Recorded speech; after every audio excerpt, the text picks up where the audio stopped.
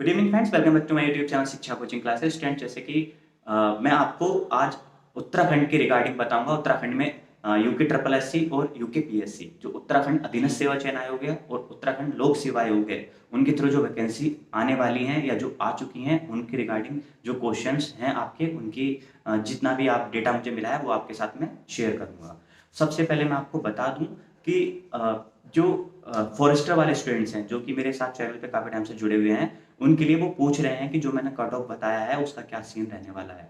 तो देखिए, मैं उन सभी से यही चीज़ कहना चाहूँगा कि जो कट ऑफ है UK triple S C forester के लिए, जैसा कि जो नया रोस्टर आया है, नए रोस्टर के अकॉर्डिंग जो वैकेंसी है गर्ल्स का जो डेटा 30% के अकॉर्डिंग गलत दिखाया गया था, उसको करेक्ट करने के बाद, वो डेटा में करेक्शन होने के बाद जो बॉयज़ की सीटें हैं वो 92 हो गई हैं जनरल में। ठीक है, तो अब क्या कट ऑफ रहेगी वो मैंने बताया भी था, लेकिन कुछ के कमेंट आ रहे थे कि फिजिकल के लिए बता रहे हो या क्वालिफाई के लिए बता रहे हो। तो जो देखिए, जो कि मैंने जो डेटा बताया था आपको 45 प्लस और 60-55 जो भी गर्ल्स बॉयज के लिए, वो डेटा आपका फाइनल सिलेक्शन के लिए नहीं बताया था। मैंने फाइनल सिलेक्शन के लिए नहीं बताया था, क्योंकि फाइनल सिलेक्शन के लिए मैंने इसलिए नहीं बताया था क्योंकि नॉर्मलाइजेशन बाकी है। नॉर्मलाइजेशन के बाद ही फाइनल सिलेक्शन का पता चलेगा। मैं आपसे ये नहीं कह सकता, या आपसे कोई भी यूट्यूबर नहीं कह सकता है।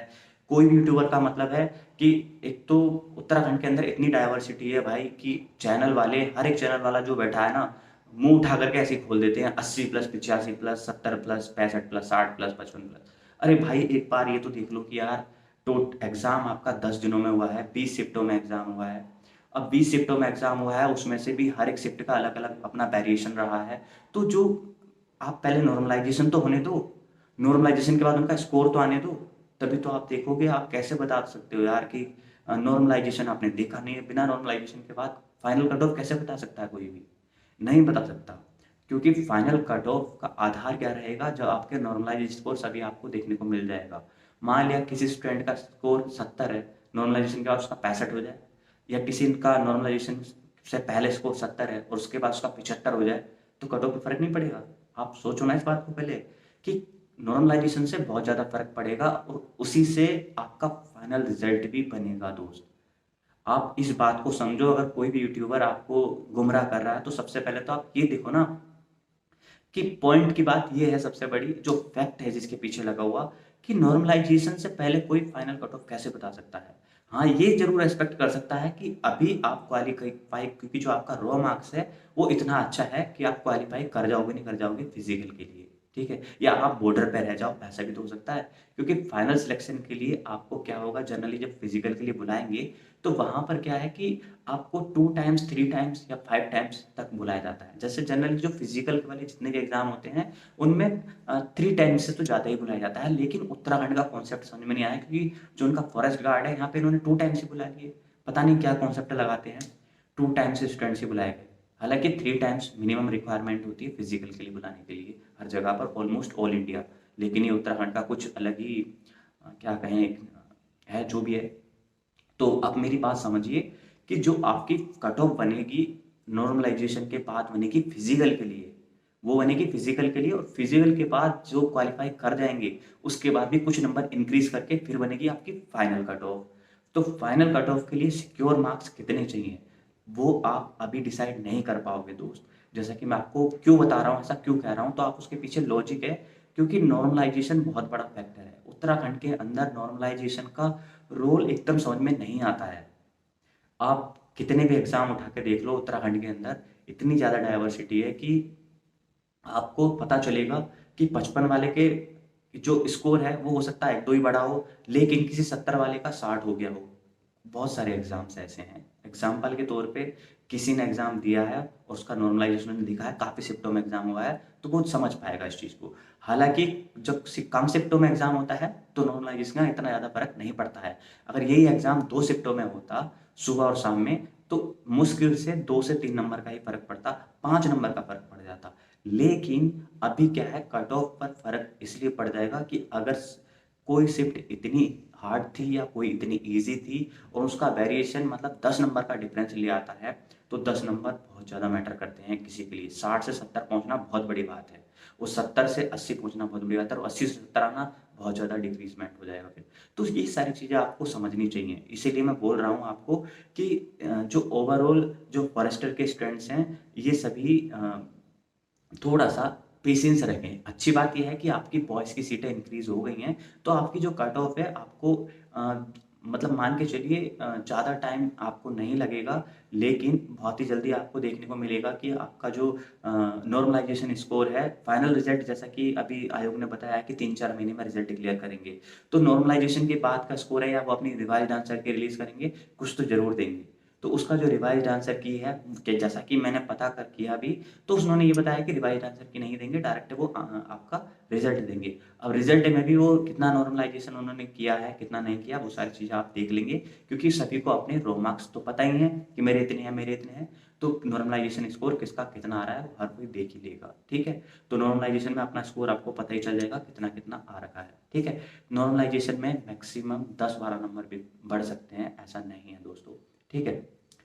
अब कि आपका जो सवाल आते हैं कि मैंने जो बताई कट ऑफ, देखिए ये एक तरीके से मैंने सेफ स्कोर बताया है, मैंने कोई फाइनल के लिए स्कोर नहीं बताया है। और जो स्टूडेंट बता दे रहे हैं एकदम से ही एकदम ज़्यादा, उनका भाई देखिए, उनको अगर उन्होंने एग्ज़ाम दिए हैं या उनका जो कोई भी नॉर्मलाइजेशन करते हैं या कोई भी कट ऑफ का एनालिसिस करते हैं, तो उसके पीछे फैक्ट या फिर एक डेटा होता है, उस डेटा को एनालाइज करना बहुत ज़रूरी होता है। अगर आप बिना डेटा एनालाइज करके कुछ भी बता देते हो, तो यार कैसे प्रिडिक्ट कर सकते हो कि इसका कुछ नियर अबाउट इतना जाने वाला है? कुछ तो ऐसा होना ही नहीं ना। तो अल्टीमेटली बात यही है कि आपका जो सेफ स्कोर है, मैंने बताया भी था, मैं फिर से बता देता हूँ। जर्नल में 65+, ये मैं बता रहा हूँ सेफ स्कोर है। नॉर्मलाइजेशन के बाद हो सकता है कि अगर आपकी हार्ड शिफ्ट थी तो आपके 70 हो जाए, 75 भी हो सकते हैं, ठीक है। लेकिन आपकी ईजी थी तो आपका 1 नंबर 1.5 नंबर घट भी सकता है, या आप कॉन्स्टेंट भी रह सकते हैं, ठीक है। या फिर अगर ऐसे ही गर्ल्स के लिए, ऐसे ही बॉयज़ के लिए, अलग अलग कैटेगरी के लिए नहीं है, मैं सभी के लिए ये बता रहा हूँ। अब एक सेफ स्कोर के तौर पे मैंने बताया था कि एक आपको चांस है आपके 99%, ठीक है। तो आपका फिजिकल के लिए जनरल में अगर कोई बॉयज़ है तो 65+, गर्ल्स ओबीसी में है तो 60+, और SC ST में है तो 55+ पे वो फिजिकल के लिए जा सकता है। पर फाइनल के लिए अभी मैं नहीं बता सकता, क्योंकि नॉर्मलाइजेशन के बाद ही कोई कंफर्म कर सकता है। पर ऐसा कि 100% है कि 85+, 80+ कट ऑफ नहीं जाएगी, इस बात की गारंटी है। रो मार्क्स के बेस पे बता रहा हूँ, ठीक है। नॉर्मलाइजेशन में भले ही किसी के 10-10, 15-15 नंबर बढ़ा दें, वो बात अलग हो जाएगी, ठीक है। मैं रो मार्क्स के बेस पे बता रहा हूँ आपको ये सारा एनालिसिस, ठीक है। तो फिजिकल के लिए कोई सेफ स्कोर रख रहा है तो मैं ये बता रहा हूँ अभी रो मार्क्स के बेस पर 65+ जनरल, ओबीसी 60+, SC ST 55+, ठीक है दोस्त। कहेंगे कि आपने पहले भी यही बताया था, भाई अब भी यही रहेगा, क्योंकि सीटें बढ़ गई हैं। आपका भले ही क्या कहते हैं, सिक्योरिटी थोड़ी सी आपकी और इम्प्रूव हो गई है। हो सकता है पहले जो डेटा था 90%, 80% पर टच कर रहा हो, लेकिन अब 99% पर टच कर रहा है। तो इसलिए मैं आपको बता भी रहा हूँ। 1% इसलिए नहीं बता सकता क्योंकि भाई अनप्रेडिक्टेबल चीज़ें होती हैं सारी की सारी। ऐसा नहीं कि मान लिया मैं कुछ भी प्रिडिक्ट कर रहा हूँ और वो उसका जस्ट अपोजिट हो जाए। तो थोड़ा सा आप इस चीज़ को समझें। तो अब देखिए अल्टीमेटली यही कहना है आपसे कि आपका जो कट ऑफ का स्कोर है ये जो सेव स्कोर है फिजिकल के लिए इसके आसपास ही रहेगा। रो मार्क्स के बेस पे बता रहा हूँ। नॉर्मलाइजेशन होगा तो आपका 10 नंबर, 5 नंबर या 8 नंबर, 4-5 नंबर हार्ड शिफ्ट वालों के जरूर पड़ेंगे, ठीक है।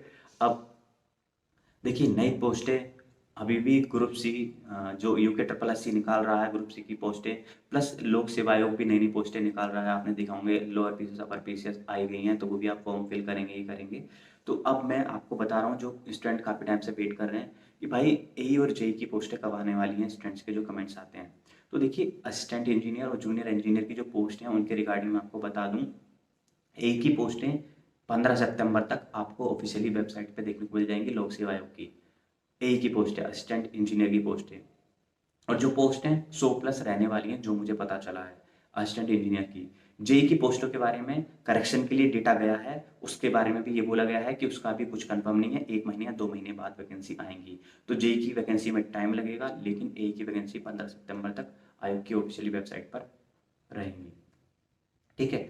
अब नई पोस्टें और आ रही हैं जो कि सचिवालय से हैं, और आपका जो लोक सेवा आयोग है वहाँ पर RO ARO की पोस्टें हैं। RO ARO यानी रेवेन्यू ऑफिसर, रिव्यू ऑफिसर, यार कंफ्यूज हो गया, रिव्यू पर रेवेन्यू ऑफिसर, ठीक है चलो। समीक्षा अधिकारी और सहायक समीक्षा अधिकारी उनको बोलते हैं, रिव्यू ऑफिसर या रेवेन्यू ऑफिसर, चलो ठीक है जो भी है। आरओ एआरओ की जो पोस्टें हैं ये सचिवालय में और आपका लोक सेवा आयोग में, दोनों ही जगह, सचिवालय जो देहरादून में है और लोक सेवा आयोग जो कि ये आपका हरिद्वार में है, यहाँ पर ये जरूरत होती है इनकी आरओ की। तो ये पोस्ट आने वाली हैं, ये भी 100+ पोस्ट होने वाली हैं। साथ ही में आपकी आईटीआई वालों के लिए और लेक्चरार के लिए, आईटीआई और पॉलिटेक्निक में लेक्चरार के लिए प्लस आईटीआई के और पॉलिटेक्निक वाले छात्रों के लिए अलग से पोस्टें आने वाली हैं। तो ये भी आपकी ग्रुप सी की पोस्टें हैं रहने वाली हैं, ये भी आने वाली हैं। तो आपको काफ़ी कुछ देखने को मिलने वाला है जल्दी ही। अब साथ ही में जो मैं आपको बता दूं कि जो आगे परीक्षाएं होने वाली हैं, जैसे मैंने आपको बताया भी था कि आपका वीडियो बीपीडीओ की जो जिसका एग्ज़ाम होना है ये अक्टूबर में बताया जा रहा है। अक्टूबर में जो एजेंसी है उसने पहले कहा था सितंबर में, लेकिन उससे फिर बात हुई, उसने कहा अब अक्टूबर में होगी ये परीक्षा। उनके पास जैसे कि जो टेंडर है वो एक्सटेंड हो गया है, तो अक्टूबर में परीक्षा की संभावना बताई जा रही है। ठीक है दोस्तों, बाकी का अपर पीसीएस और लोअर पीसीएस, एफआरओ और आरओ जो ऑलरेडी भर चुके हैं उनकी जो पोस्ट हैं, इनकी परीक्षाएं नवंबर दिसंबर जनवरी इन 3 महीने में बताई जा रही हैं एक्सपेक्टेड। ठीक है दोस्तों, ये मुझे जानकारी मिली, मैंने आपको बताई है। अगर अभी भी आपके मन में कोई क्वेश्चन है तो आप पूछ सकते हैं। बाकी फॉरेस्ट गार्ड की पोस्टें आ चुकी हैं और उसके लिए आप फिल कर सकते हैं फॉर्म वगैरह, काफ़ी टाइम है, अक्टूबर तक उसकी लास्ट डेट है। और अभी भी कोई आपको जानकारी चाहिए तो आप कमेंट करके पूछ सकते हैं। बाकी लोक सेवा आयोग क्या जो भी परीक्षा दे रहे हैं उनके लिए मैं ये कहना चाहूँगा, आप परीक्षा वाणी और लूसेंट पढ़िएगा, आपका प्री क्वालिफाई हो जाएगा। आप मेंस पढ़ेंगे तो मेंस के लिए आपको थोड़ा डिटेल्ड पढ़ना पड़ेगा, वो बात की बात है। फिलहाल अगर प्री की तैयारी कर रहे हैं तो लूसेंट और परीक्षा वाणी से बाहर नहीं जाएगा। हिंदी के लिए भी लूसेंट ले लीजिएगा, बहुत बढ़िया बुक है ये। बाकी का प्री के लिए मैंने छोटा सा टिप्स दिया है, और ये एक टिप्स और आपको टिप्स अगर दे रहा हूँ तो एक थोड़ा सा और बता देता हूँ। अगर आप उत्तराखंड की तैयारी कर रहे हैं, तो उत्तराखंड की तैयारी के लिए जो डेटा है, यहाँ का इतना ज़्यादा ऐसा डेटा नहीं है कि आपसे जो क्वेश्चन है वो ऐसा नहीं पूछा जाता कि फैक्चुअल बेस पे नहीं पूछा जाता है, आपसे डायरेक्ट ही पुट किया जाता है। तो यानी कि अगर आपका जो मेमोरी में जो भी आप स्टोर कर रहे हैं या जहाँ से भी आप पढ़ रहे हैं उसको आप स्टैटिक तरीके से पढ़ें तो ज़्यादा बेटर है। यानी कि आप करंट अफेयर्स का ध्यान रख रहे हैं, ठीक है, साइड से उसे 1 घंटा 2 घंटा पढ़ें। लेकिन अगर आप लूसेंट और परीक्षावाणी और जो हिंदी की बुक है, हिंदी तो अलग बात को मिलेगा आपको, फिलहाल तो आपका एक तरीके से जो प्रीलिम्स है उसमें आपका ये जो जीके है और उत्तराखंड जीके है, इसी का मेन पोर्शन है। अगर आप इसे कर लेते हैं तो हो जाएगा। बाकी आप मैथ्स और रीजनिंग के लिए कोई इतना ज़्यादा समस्या है नहीं, आर.एस. अग्रवाल आप मैथ्स लगा लेंगे। और बाकी का आपको हाई फाई मैथ्स की जरूरत नहीं है कि आप अभिनय की मैथ्स और राकेश यादव और गगन प्रताप की मैथ्स पढ़ रहे हैं, उनकी जरूरत नहीं पड़ेगी आपको।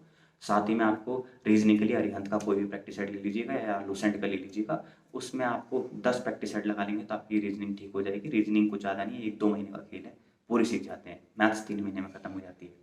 मेन आपका जो निकलेगा पेपर, अगर आप मेंस भी देने जाते हैं तो आपकी अगर लूसेंट और आपकी परीक्षावाणी और हिंदी की लूसेंट अगर अच्छी है तो आप जनरली अच्छा स्कोर कर पाएंगे। चाहे आप आर दे रहे हो उसके लिए तो मस्ट है जो बुक्स मैंने बताई हैं, लोअर पीसीएस के लिए भी। और अगर आप अपर पीसीएस दे रहे हैं तो उसके लिए थोड़ा सा फैक्चुअल पढ़ना पड़ता है। फैक्चुअल के लिए आपको जो है कि करंट अफेयर्स है वो आपका बहुत ही बढ़िया होना चाहिए। और यह है कि साथ ही में आपको कंबाइंड करके पढ़ना पड़ेगा, क्योंकि आप प्री और मेंस दोनों के लिए पढ़ेंगे पीसीएस के लिए तो ज़्यादा अच्छा रहता है। क्योंकि अगर मेंस की तैयारी करते हैं तो प्री वैसे ही क्वालिफाई हो जाता है, तो आप प्री को ना लेकर के चलें, मेंस को ही लेकर के चलें साथ में, तो वो ज़्यादा अच्छा है। लेकिन आप लोअर और बाकी के भर रहे हैं तो आप पहले इसी को लेकर के चलें, क्योंकि मेंस के लिए भी आपको टाइम मिलेगा 6 महीने का। तो प्री के लिए तो ये डेटा मैंने सफिशिएंट बता दिया है। अगर आपकी कोई क्वेरी है, कुछ भी अगर आपको पूछना है तो आप कमेंट करके पूछ सकते हैं, मैं रिप्लाई कर दूंगा। वीडियो में इतना ही। Thank you so much. जय हिंद, जय भारत।